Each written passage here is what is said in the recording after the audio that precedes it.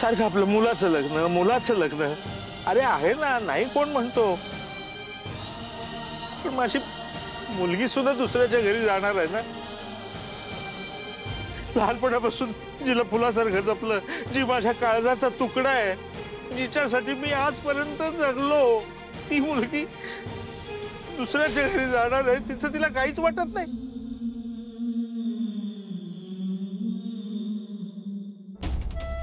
सारखं आपलं वरमाई मी वरमाई, हाच ताठा। आता माझी मुलगी लग्नानंतर माझ्या घरी येईल, ती पाहुणी म्हणून येणार आहे, हे कळतच नाही का ग तिला? हेच बाकी होतं आता। हिच्या भल्यासाठी बोलले ना मी। काकू हे बघ, तू शांत हो आधी। काय शांत हो?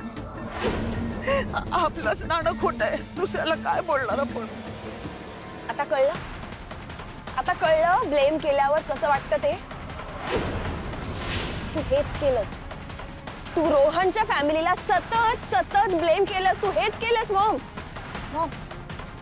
एक गोष्ट लक्षात ठेव, तुला या सगळ्या कंप्लेंट्स रोहनच्या फॅमिली बद्दल आहेत, रोहन बद्दल नाहीये। मी तुला किती वेळा सांगितलं की रोहन इज अ जेन्युइन गाय, इतक्या वेळा तुला सांगितलं, इतक्या वेळा समजावलंय, पण यानंतरही जर तुला असं वाटत असेल की मी हे लग्न मोडेन, तर तू मला कधीच ओळखू शकली नाहीस। यू नो व्हॉट, मला ना तुझ्याशी बोलण्यात इंटरेस्टच नाही, कारण तू समजूच शकणार नाहीयेस मला। आदिरा, काही झालं की असं निघून जायचं? काकू हे बघ, मला असं वाटतं ना, तू आता आदिराला या क्षणी काहीही सांगणं बंद कर। अरे हो, कारण आता जरी तू काही बोललीस ना काकू, तरी तिला पटणार नाही ते, ती हे लग्न मोडणार नाही, आणि रोहन सारखा मुलगा आदिराला दुःखात लोटून तिच्याशी संसार करणार नाही। अशीच जर वेळ आली तर तो तिच्या सुखाचा, तिच्या आनंदाचा नक्की विचार करेल। आणि आता घरात लग्न कार्य आहे काकू, आपल्या हे शुभ कार्य पार पडू दे। आता मध्येच तिला प्लीज काहीतरी सांगू नकोस आणि बोलू नकोस। बरोबर आहे, तुझं म्हणणं पटतंय मला। शेवटी हेच खरंय, माणूस काय फक्त प्रयत्नच करू शकतो, अजून काय। नशिबाच्या पुढे कोणाचंच काही चालत नाही। माझ्या मुलीच्या आयुष्यात सुख असावं, तिला सासरच्यांकडचा त्रास होऊ नये, इतकंच वाटतं रे मला, म्हणून बोलले।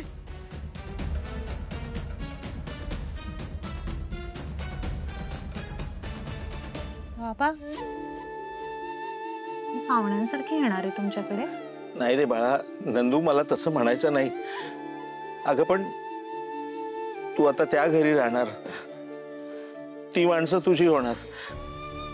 आता इथून पुढे तुझ्यासाठी मी आणि माझं घर हा भूतकाळ असणार आहे।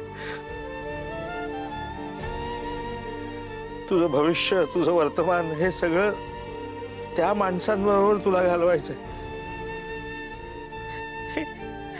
हे सगळं माझ्या मनामध्ये सुरू आहे, आणि हिचं मात्र मी वरमाई हेच पालुपद। बाबा ऐका, शांत व्हा। अहो, प्रत्येकाला आपल्या मनातल्या भावना व्यक्त करता येत नाहीत, नका दोष देऊ तिला इतका।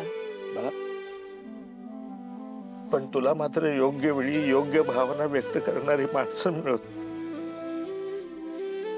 एवढी एकच इच्छा आहे परमेश्वराकडे।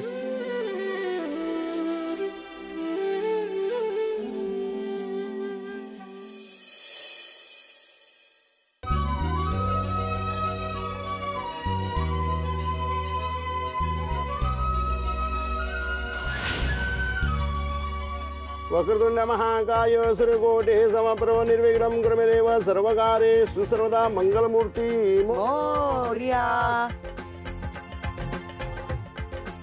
नारळाची पूजा करा, हळदी कुंकू अक्षता फुलं वाहून द्या।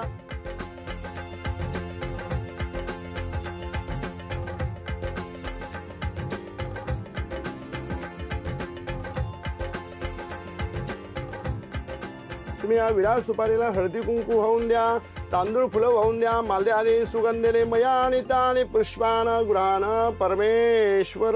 आपली सर्व पूजा ही संपन्न झालेली आहे। तुम्ही देवांना नमस्कार करा, गुरुजींना, वडीलधाऱ्या माणसांना नमस्कार करून घ्या। चल या सांभाळून ग।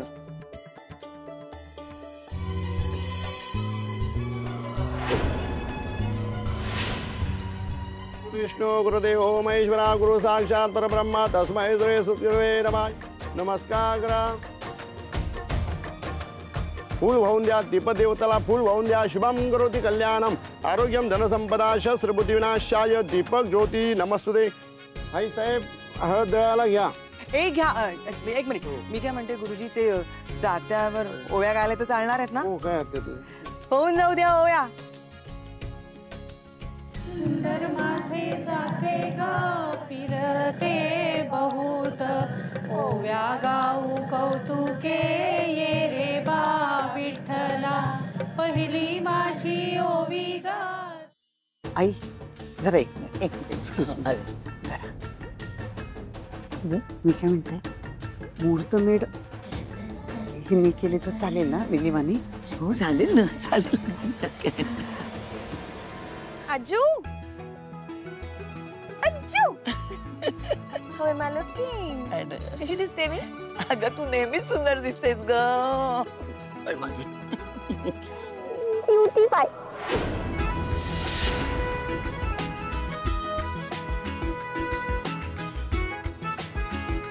तू पण छान दिसतोस पिंट्या. थँक्यू आजी. अभिनंदन मिस्टर राजवाडे. थँक्यू. अधीरा तुझंही अभिनंदन. Thank you so much. समरची बायको समर सारखी हुशार आहे का?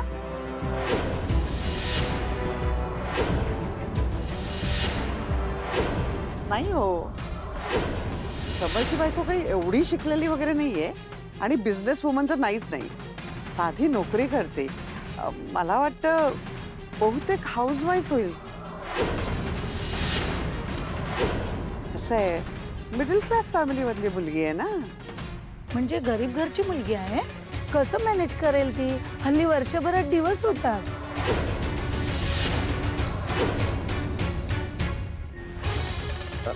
गुरुजी मुहूर्ताची वेळ जवळ आली आहे ना. हो हो तुम्हीच जरा आजींना सांगता का बोलावता का त्यांना. बरं जा.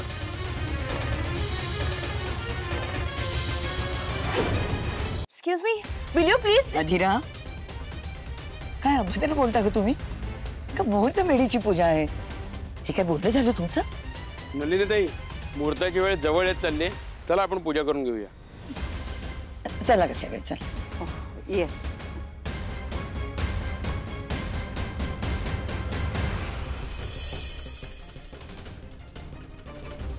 ओम वक्रतुंड महाकाय सूर्यकोटि समप्रभ निर्विघ्नं कुरु मे देव सर्वकार्येषु सर्वदा.